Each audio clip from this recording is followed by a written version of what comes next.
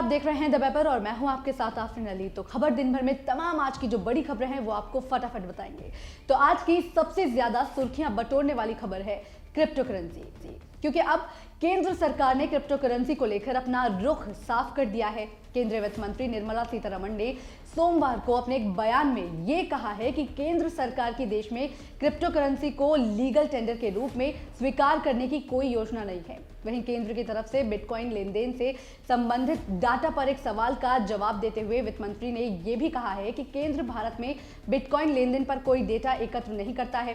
साथ ही broker discovery और comparison platform broker chooser के अनुसार पूरी दुनिया में सबसे ज्यादा क्रिप्टो करेंसी धारक भारत में हैं, जहां भारत में क्रिप्टो करेंसी धारकों की संख्या 10.7 करोड़ है, जिसके बाद अमेरिकी, रूस और नाइजीरिया जैसे देशों का नाम आता है।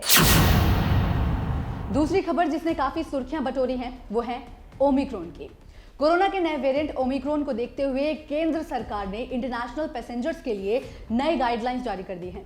ये नियम 1 दिसंबर से लागू होगा। इसके मुताबिक किसी भी इंटरनेशनल डेस्टिनेशन से भारत आने वाले यात्रियों से उनकी पिछले 14 दिन की ट्रैवल हिस्ट्री का रिकॉर्ड मांगा जाएगा, यानी वो इस दौरान किस किस देश में गए और इसकी जानकारी उनको देनी होगी। वहीं ब्रिटेन में मिले कोरोना वायरस के नए प्रकार के मद्देनजर जापान की सरकार ने एहतियातन कदम उठाते हुए सभी विदेशी नागरिकों के प्रवेश पर अस्थायी रूप से प्रतिबंध लगाने की भी घोषणा कर दी है। प्रतिबंध उन विदेशों पर लागू होगा जो जापान के रहने वाले नहीं हैं। देश और दुनिया की तमाम खबरों की बात करें तो कोरोना महामारी के कारण तकरीबन 2 सालों से बंद बॉर्डर को सिंगापुर और मलेशिया ने सोमवार को फिर खोल दिया है।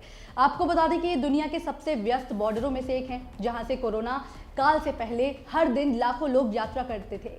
इसके खुलने से लोगों को काफी सुविधा होगी। वहीं जो लोग 2 साल से अपने परिवार और दोस्तों से नहीं मिल पाए हैं, उनके लिए ये बेहद खुशी का मौका है।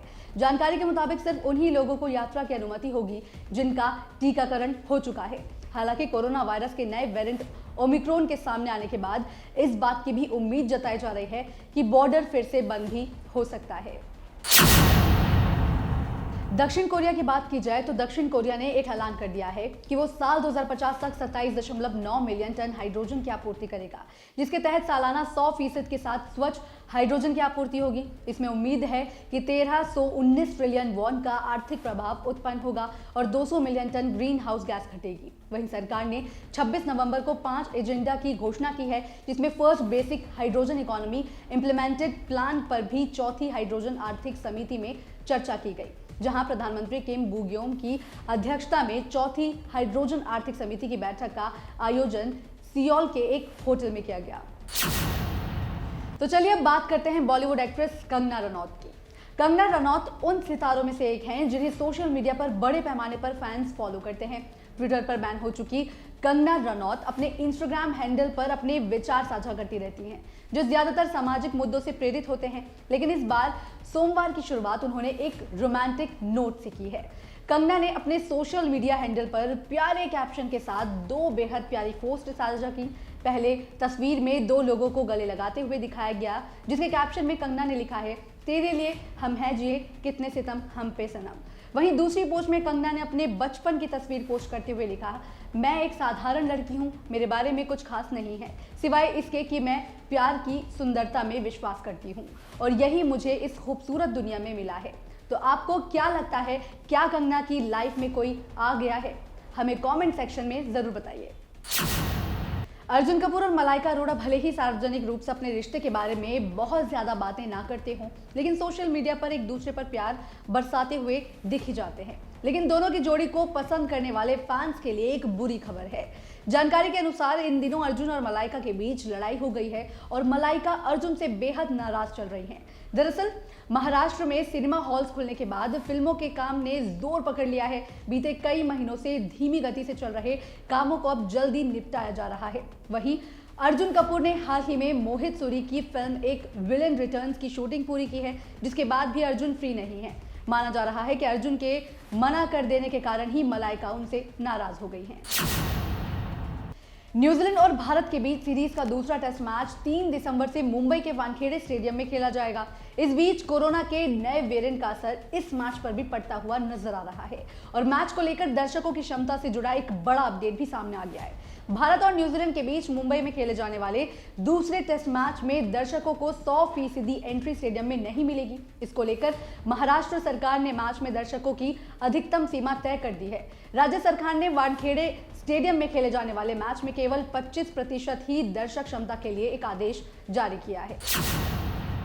टीम इंडिया अगले महीने लंबे समय के बाद दक्षिण अफ्रीका दौरे पर जाने वाली है। ये दौरा पहले ही कोरोना वायरस के नए वेरिएंट की वजह से खतरे में नजर आ रहा है, लेकिन इस बीच टीम इंडिया के लिए एक बुरी खबर सामने आई है। दरअसल इस सीरीज से विराट कोहली का घातक खिलाड़ी बाहर हो चुका है और इस बड़ी सीरीज को देखते हुए ये खबर काफी बुरी है। दरअसल इस सीरीज के लिए ऑलराउंडर हार्दिक पांड्या के नाम पर विचार नहीं किया जाएगा, यानी वो इस टीम में शामिल नहीं होंगे। बीसीसीआई के सीनियर अधिकारी ने कहा है कि हार्दिक ने फिटनेस पर ध्यान देने के लिए छुट्टी मांगी है। राजनीति की बात की जाए तो किसान आंदोलन को लेकर अलग अलग जानकारियां सामने आ रही हैं, जिसके बाद अब भारतीय किसान यूनियन के नेता राकेश टिकैत ने रविवार को मांग की है कि केंद्र सरकार किसानों के हितों की रक्षा के लिए फसलों के एमएसपी की गारंटी के लिए एक कानून लाए। मुंबई में संयुक्त शेतकारी कामगार मोर्चा के बैनर तले आजाद मैदान में किसान महापंचायत में टिकैत ने कहा कि प्रधानमंत्री नरेंद्र मोदी जब गुजरात के मुख्यमंत्री थे तब एमएसपी के समर्थक थे और किसानों के हितों की गारंटी सुनिश्चित करने के लिए एक राष्ट्रव्यापी कानून चाहते थे। इसके साथ ही टिकैत ने 26 जनवरी दोहराने की धमकी भी दी। भारतीय जनता पार्टी के अध्यक्ष जेपी नड्डा ने शनिवार को दिल्ली में सामाजिक संवाद कार्यक्रम को संबोधित किया। इस कार्यक्रम में नड्डा ने समाज के विभिन्न वर्गों के उद्यमियों और युवा शिक्षाविदों और पेशेवरों के साथ खास बातचीत की। आपको बता दें कि बीजेपी मुख्यालय में 4 घंटे तक ये कार्यक्रम चला, जहां पार्टी के राष्ट्रीय अध्यक्ष जेपी नड्डा समेत भाजपा के राष्ट्रीय महासचिव बीएल संतोष, सीटी रवि और केंद्रीय मंत्री अर्जुन राम मेघवाल भी मौजूद रहे। इसके साथ ही नड्डा ने ट्विटर पर लिखा, सामाजिक संवाद के एक हिस्से के रूप में समाज के विभिन्न वर्गों के युवा शिक्षाविदों, उद्यमियों और पेशेवरों को संबोधित किया और आकांक्षी वर्गों के मुद्दों पर चर्चा की गई। ये युवा उत्तर प्रदेश के कोने कोने में पहुंचेंगे और इसके विकास में योगदान देंगे।